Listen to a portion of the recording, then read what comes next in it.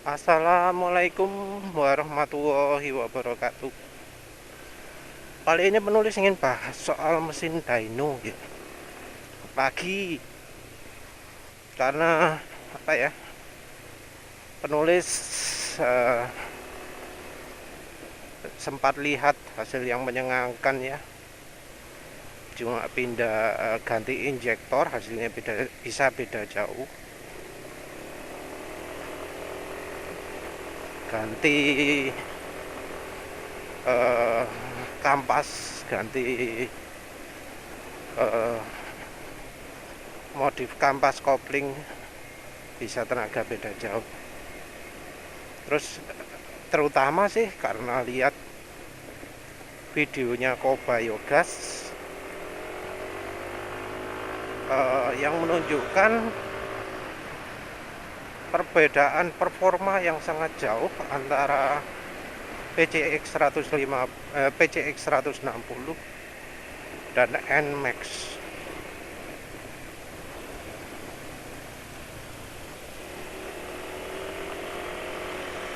Jadi perbedaan performanya ekstrim ya.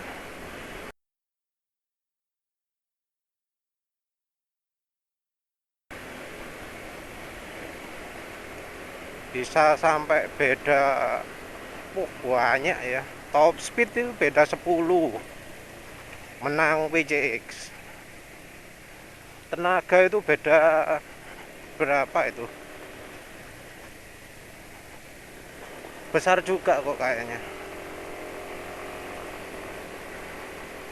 NMAX 10 HP, terus PCX 13, berapa gitu. Gede sekali. Dari perbandingan tenaga dilihatkan jejer 1 banding 1. Wah, jauh sekali ya. Dan berbeda dengan di rumor ya, nggak ada perbedaan perbedaan RPM ya. Nanti penulis ambil contoh dari videonya Bro Kobayogas yang lain yang sama-sama uji di mesin aksisnya Alfa apa ya. Pokoknya mesin dyno aksis.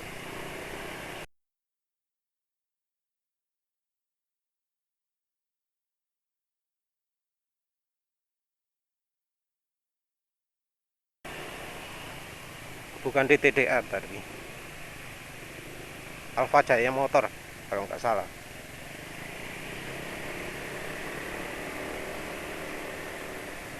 Jadi benar-benar nggak masuk di akal lah ya. Yang sebelumnya juga ada dyno Sportisi, nah sekarang ini dyno TDR, dyno mesin aksis.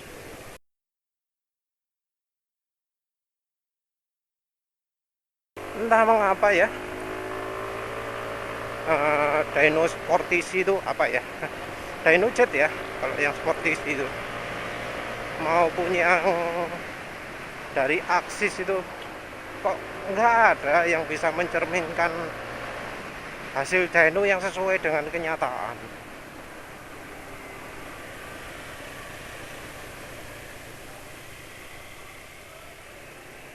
Jadi kenyataannya itu gimana? Sudah ada ya 2 perbandingan hasil uji di dunia nyata, NMAX 2020 dengan PCX 160.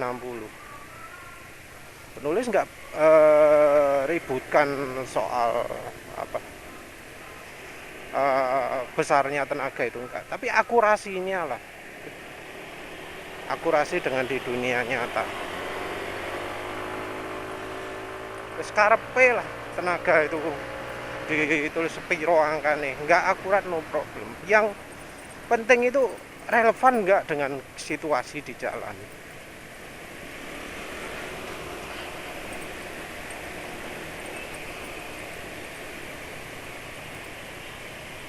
Mengapa kok penting dengan situasi di jalan? Ya biar bisa paham lah bagaimana sih dyno itu mestinya bisa membantu orang untuk melakukan tuning ya, melakukan upgrade gini.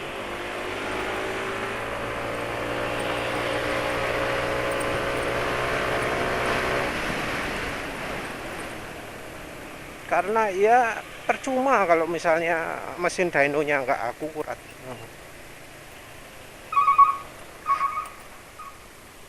Dari hasil uji di jalan, mau ujinya Kobayogas IWB itu jelas ya bahwa ya PCX 160 dengan NMAX 2020 itu performanya kalau RPM rendah PCX menang, kalau RPM tinggi kalau kecepatan tinggi itu NMAX yang menang. Lawan Aerox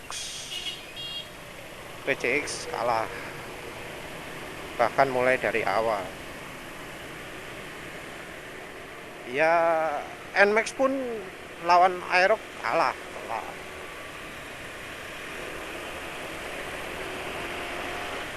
NMAX 2020 ya.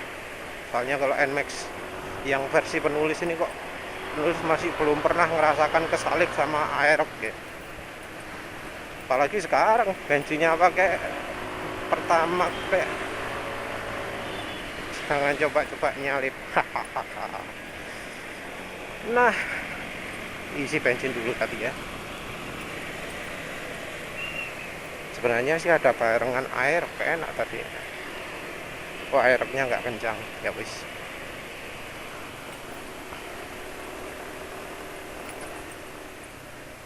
Antri kalau di Pertamina ini nggak enaknya antri. Mengapa kok nggak sel super? Biasanya kan super. Ada soal harga juga ya, 9.000 dibanding dengan 10.500 itu kan lumayan ya. Ada selisih ya. Tapi yang terutama karena sekarang penulis lagi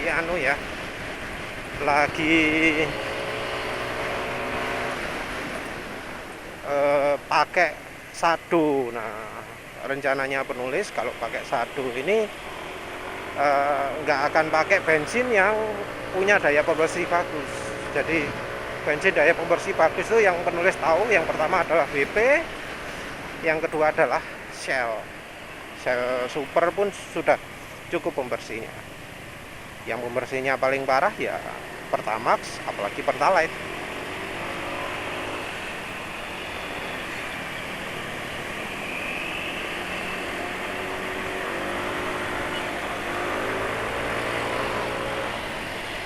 Nah, penulis berharap pakai Pertamax ini bensinnya enggak mengambil alih fungsi pelicin olinya, jadi olinya enggak banyak-banyak kesapu sama bensinnya.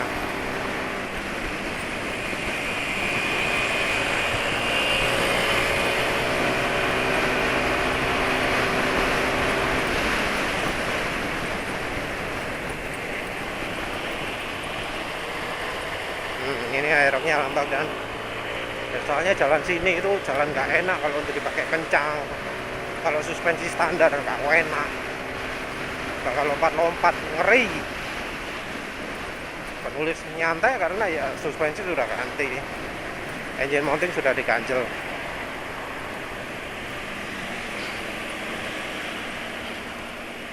Nah, beda dari balik lagi ke topik. Jadi di dunia nyata, kalau sudah jalannya lempeng banget, dijamin NMAX yang menang. NMAX-nya lebih kuat ngelawan angin daripada PCX. Ya, PCX katanya sih kena limiter, tapi penulis nggak pernah lihat yang limiternya dibuka ya. Yang saat standby sekarang bisa sampai 140, apa bener bisa 140 di jalan? Bisa jadi malah berkurang. sayang ya yang jualan apa, yang apa, pamer ini loh PCX modif apa transmisi bisa sampai 140, nggak ngeliatkan gimana. Padahal penasaran juga apa bener tuh ya 140 beneran. Barangkali malah turun malah kecepatannya karena ya dapatnya tenaga yang lagi nggak pas.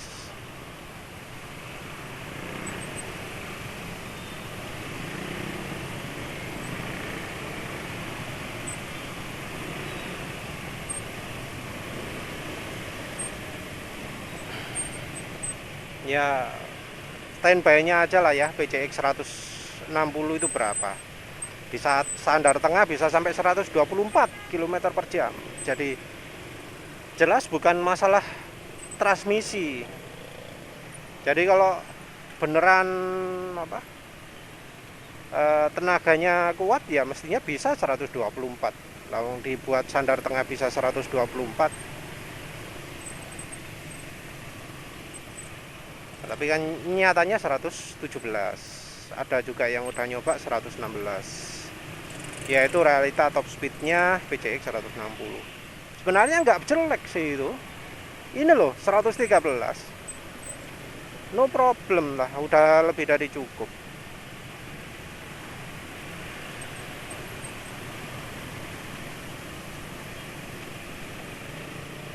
Iya penulis beda ya, zaman 2 tak dulu ya.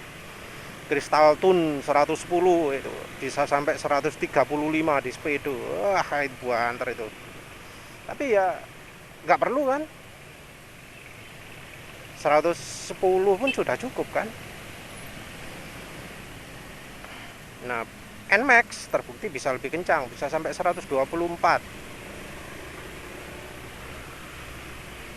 Yang apa? Yang IWB-nya kan nggak pernah apa, lewat tikungan kecepatan tinggi, jadi nggak tahu kalau IWB yang naik top speed NMAX-nya berapa. Yang lain nah ya paling 124 123 gitu, mungkin ada yang 125 juga. Kenyataannya adalah NMAX itu tenaganya lebih gede.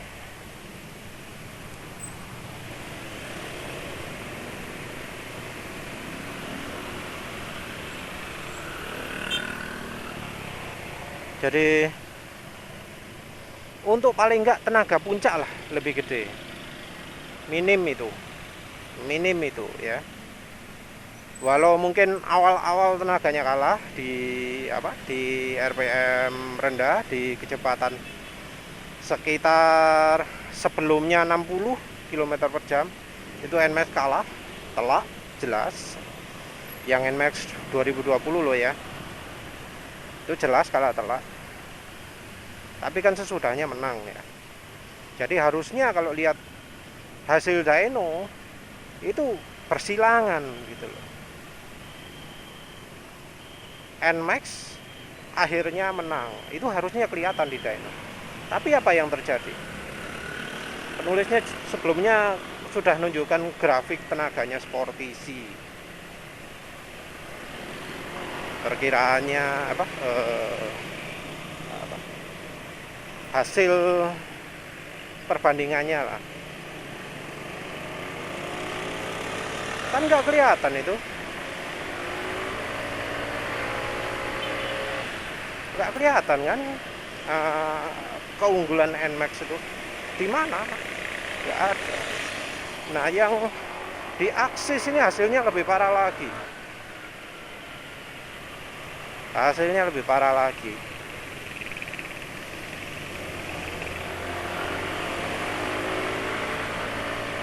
Hasilnya itu top speed ya, PCX 160 itu diuji bisa 110, sesuatu yang nggak sesuai kenyataan.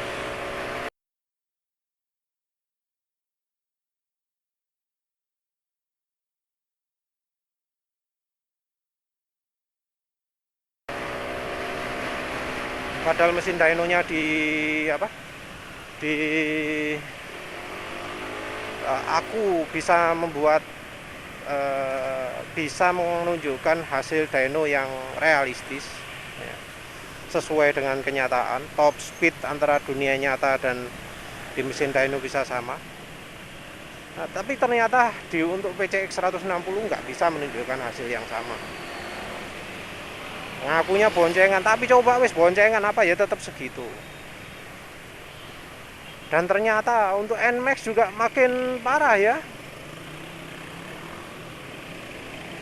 NMAX realitasnya 124 km per jam.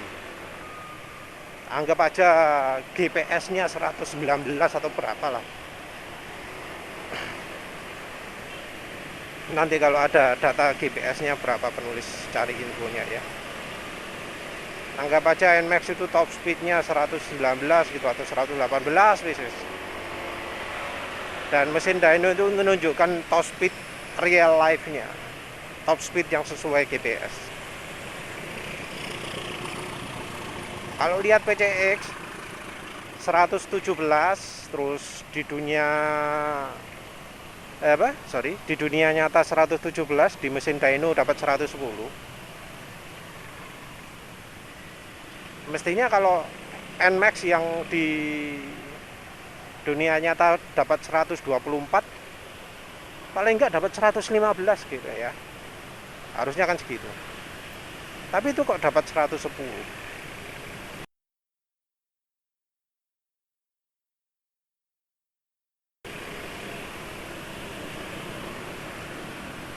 Ini hasil yang ya.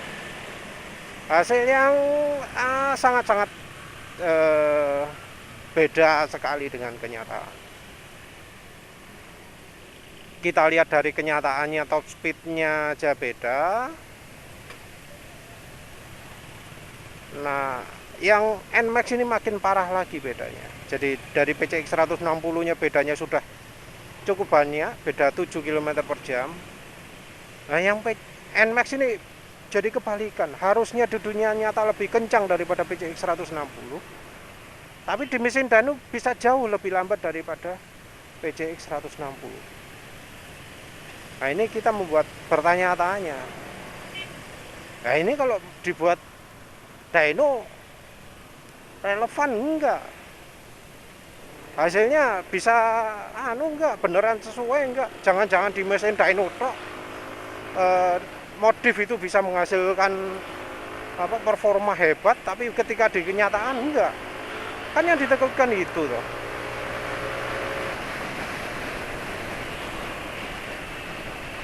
Karena ya ada beberapa macam dyno ya yang ada beberapa macam modif ya yang benar-benar sensitif gitu loh. Saya penulis dulu sempat buat artikel soal pengaruh ukuran roller.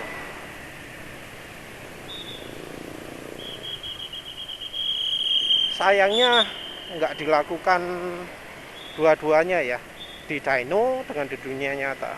Yang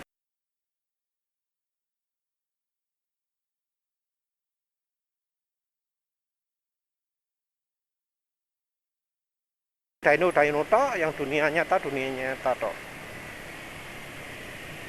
Nggak dibandingkan barengan. Nah, untuk dyno itu ada yang menunjukkan berapa gram gitu yang paling pas. Ada yang menunjukkan berapa kombinasi itu nggak beda jauh gitu lah. Tapi ada juga yang menunjukkan di dunia nyata yang kombinasi itu bisa lebih kencang akselerasinya. Dia pakai pakai 0-100 kalau nggak salah ya. Pokoknya akselerasi dunia nyata lah ya. Dan nggak ngandalkan HP kayaknya, tapi ngandalkan manual gitu kayaknya.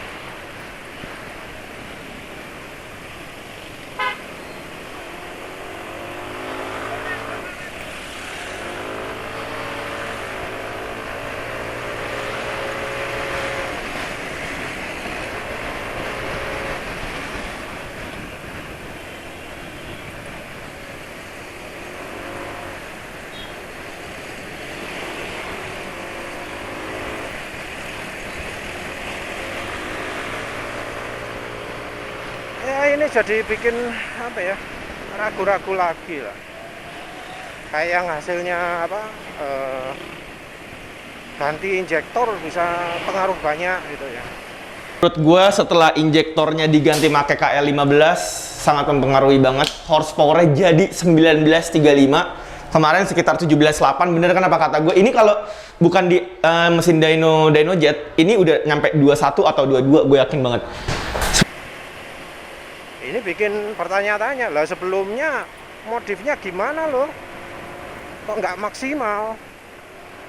Karena kan ya yang namanya campuran pembakaran itu kalau sebelumnya ideal, diganti injektor yang debitnya beda, harusnya turun tenaganya. Harus melakukan kalibrasi ulang. Wis contohnya gini lah, penulis nggak pernah melakukan modif yang gede-gedean gitu.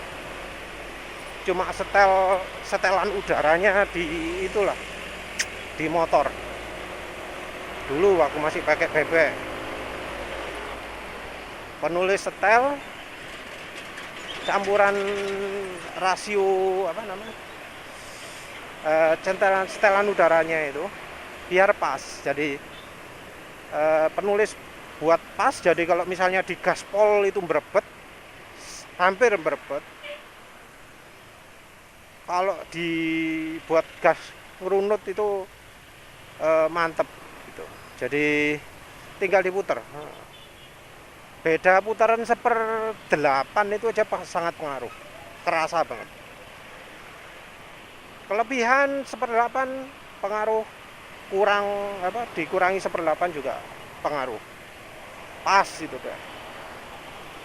Itu penulis pakai acuan di 1 pom bensin.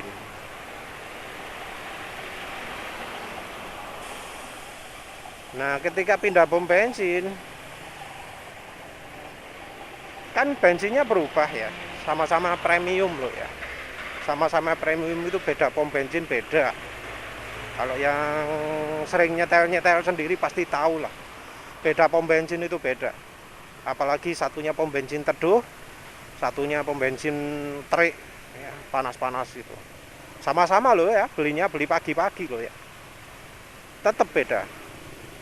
Nah, begitu ganti pom bensin beda. Nah, itu harus nyetel lagi. Ada yang apa, butuh lebih banyak putarannya, ada yang dikurangi. Tetap kalau pas paling enak. Tetap nggak ada pengaruhnya itu lebih besar atau lebih kecil tenaganya, tetap harus disesuaikan lagi. Nah, dari situlah kok aneh, injektor ganti kok tenaga nambah gitu loh. Kalau hubungannya soal debit, ya harusnya debitnya pas dipakai injektor sebelumnya. Kalau soal lubang, harusnya ya apa, lebih sempurna gitu, nggak sampai bisa nambah 1 HP gitu, harusnya gitu. Kecuali emang kalau injektor sebelumnya itu bermasalah penyakitan, maksudnya apa,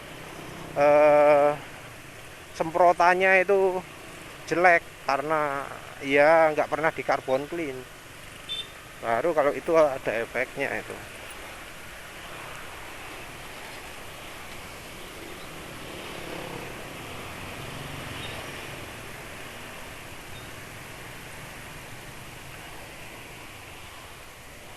Terus ganti gitu apa, ganti kopling ya, pakai Reveno kan. Reveno itu kopling yang keunggulannya apa, lebih ringan.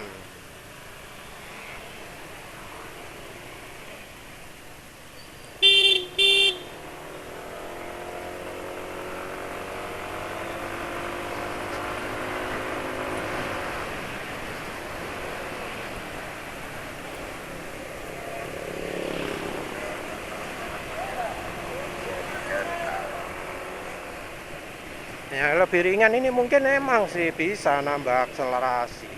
Tapi bisa nambah 1 HP itu agak mengherankan juga.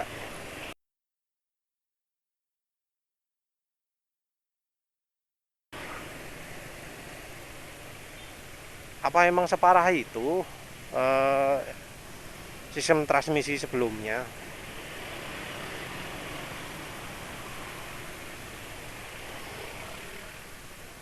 Ada sih yang memang melakukan uji top speed ya. Awalnya 70 mph ya. Begitu pakai Raveno itu top speednya bisa jadi nambah 1 atau 2 gitu ya. 72 mph. Nah itu mungkin ya bisa jadi karena yang kopling yang bawaan itu gigitannya kurang di RPM tinggi. Dan itu sudah jadi pengetahuan lah ya. Jadi apa namanya? Kalau katanya dokter Puli, jadi dokter Puli itu punya kampas ganda yang bisa gigitnya maksimal.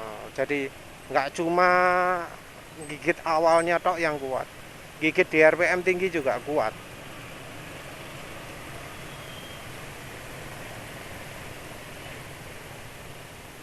Jadi uh,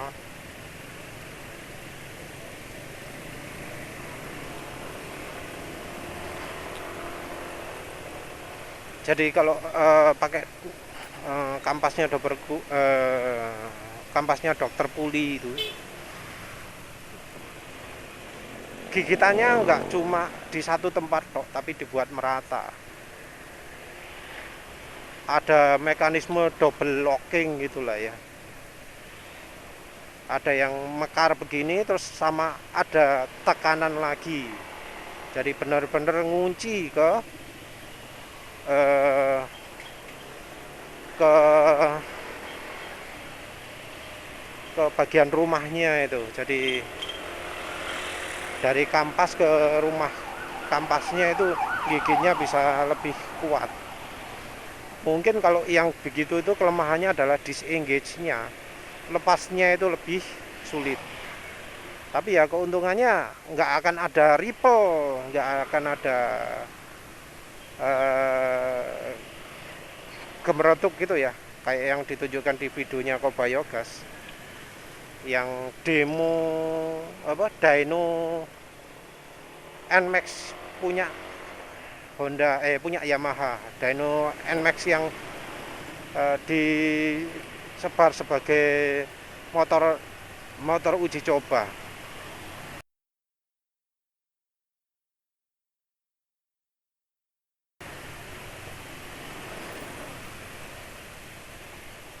Jadi ripple itu terjadi dimulai kecepatan 70 km per jam. Sepertinya di kecepatan itu kampas koplingnya jadi gagal fungsi.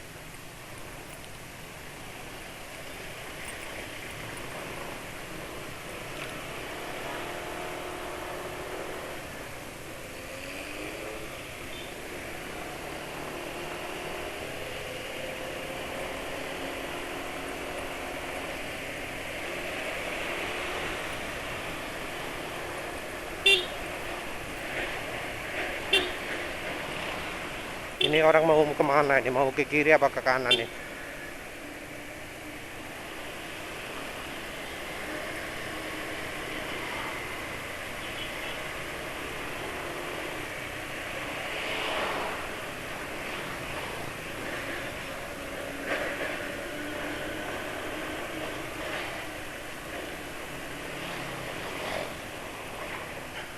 Nah dari hasil hasil dynonya yang Raveno itu,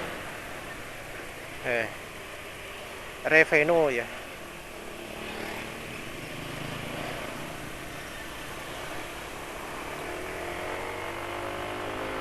Harusnya tenaganya itu nggak nambah tinggi-tinggi amat, nggak setinggi itu, nggak sampai 1 HP juga.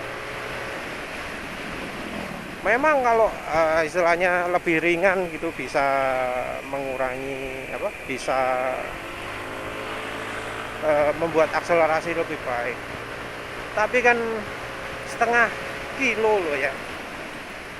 Dibandingkan dengan pipan dipan kan beda harusnya.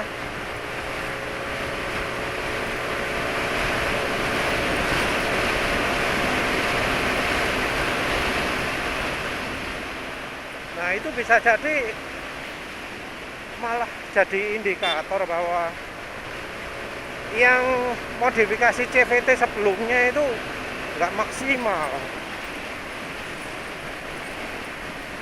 Ya itulah kendalanya kalau mesin dyno nggak sesuai dengan kenyataan ya. Rasanya kok kayaknya ya mending kalau dyno itu pakai motor direkam ya, terus dilihat perbedaan kecepatannya. Sayangnya ya sekarang motor sudah digital semua. Kalau digital ini update-nya agak lelet.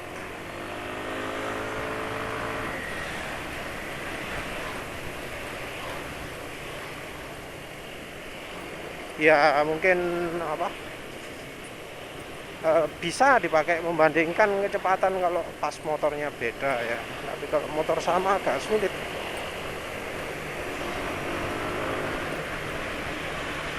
Ini apa lagi, habis nyalip kok rating kanan ya.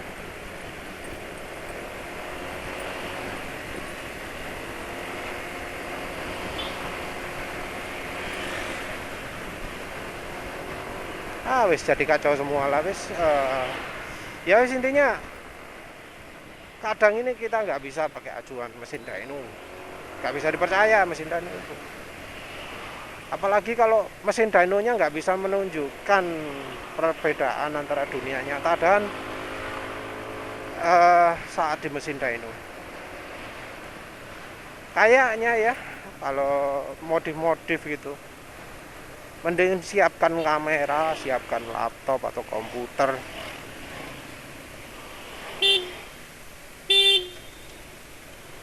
Ini motor nggak ada lampu beloknya ya, parah. Tahu-tahu pelan, lampu belok nggak kelihatan, terus belok ya. Sekarang ya inilah yang penulis pernah bahas sebelumnya. Setiap hari itu modelnya tren ya, tren orang nyebrang motong jalan kita, orang belok nggak pakai tanda, orang lampu belok tanda ke kanan tapi motornya di kiri. Sudah berapa kali itu sehari. Itu tren yang kita hadapi sehari-hari, trennya kayak gitu. Jadi kalau sudah mengalami satu ada kayak gitu, kita harus hati-hati di berikutnya. Jadi ada lihat motor di sebelah kiri mau belok kanan tapi mikir ke kiri, nah itu berikutnya ada kemungkinan bakal terjadi lagi. Nah pemirsa lihat sendiri itu terjadi. Kembali ke topik ya, wis pokoknya hasil dyno itu jangan terlalu dipercaya karena belum tentu sesuai dengan dunia nyata. Kalau pingin nyata, rekam pakai kamera, lihatkan speedo, direkam kalau sebelumnya gimana, kalau sesudahnya gimana. Wis gak usah acuan mesin dyno lagi lah, pakai speedo ini aja lah ya, moga-moga akurat. Jangan pakai yang HP software akselerasi ya, kadang nggak akurat itu. Ya wis lah, begitu saja. Terima kasih sudah menonton. Assalamualaikum warahmatullahi wabarakatuh.